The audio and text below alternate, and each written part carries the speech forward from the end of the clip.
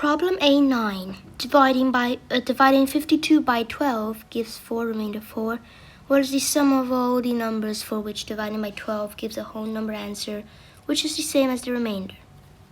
Okay, so we want 1 remainder 1, 2 remainder 2, 3 remainder 3, and so on up to 11 remainder 11. All of those numbers when divided by 12, all of these results. We soon find that they progress up in 13s. It should be clear why at this point if you're doing GMO.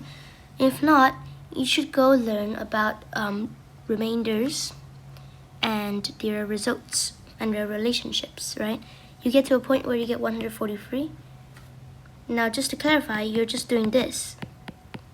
You're taking what you're dividing by and multiplying by the result, right? And then you plus the 11, which is the remainder. And what do you get?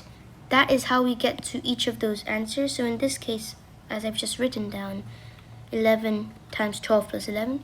In this case over here, it's just 3 times 12 plus 3, and that is equal to 39, which is what I've written here.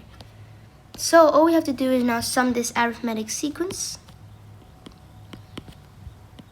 And we don't want to write out everything, so we're just gonna do that and get to 143 sooner than later. And then we use the formula.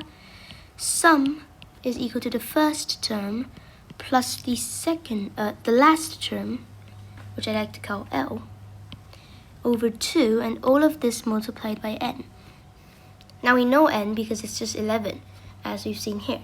1, 2, 3, 4, 11, right?